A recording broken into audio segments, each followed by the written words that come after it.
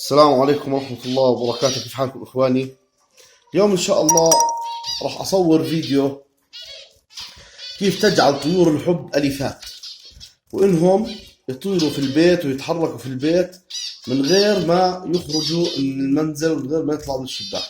طبعا هذول طيور الجنة بزبط برضو إنهم يكونوا أليفات، لكن المشكلة فيهم إنهم صغيرات. هاي المشكلة الكبرى فيهم. فطيور الحب افضل انهم يكونوا اليفات في البيت، مع انه الحب ممكن الحب هم الافضل يكونوا اليفات في البيت، وممكن الجنة يكونوا اليفات. احنا نطلع هون عندي هاي الشباك مفتوح، طبعا ممكن انا احطهم جنب الشباك ما يطلعوا منه. هاي الشباك مفتوح، شباك البيت، وهاي هون العصافير القفص عندهم مفتوح، وهاي هم بيطلعوا من القفص وبرجعين له. ممكن يطلعوا يلفوا بالبيت، يروحوا على المطبخ، يروحوا وين ما يروحوا يضلوا في نفس المكان. احنا نشوف هلا نطلعهم من القفص.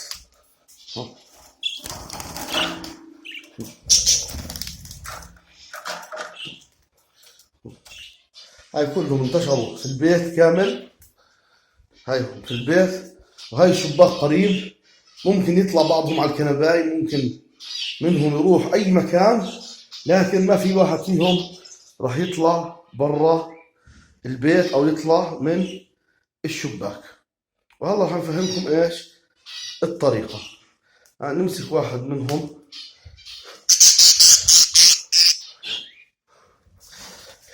هاي مسكنا واحد من العصافير. هذول العصافير شو بنسوي فيهم؟ اول يوم يومين بنجيبهم عنا ونحطهم بقفص واسع. اول يوم يومين بنحطهم بقفص واسع، بعديها بنجيبهم، شايفين اول ريشتين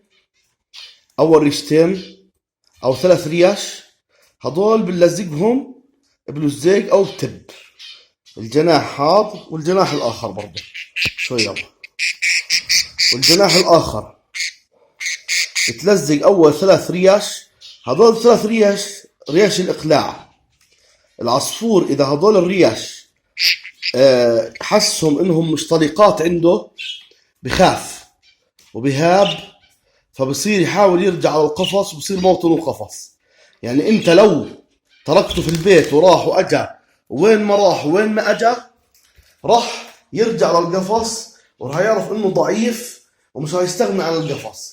مش زي لما يكونوا هذول الريشتين فلتات. طبعا هذول الريشتين مثلا قديش بتخليهم؟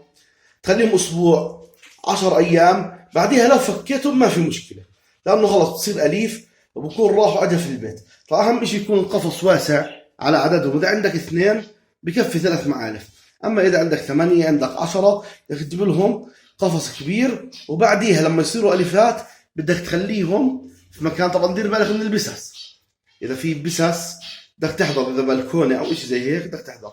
بتخليهم القفص مفتوح، وهم بس يذهبوا بيرجعوا على القفص لحالهم. والله يجزيكم الخير.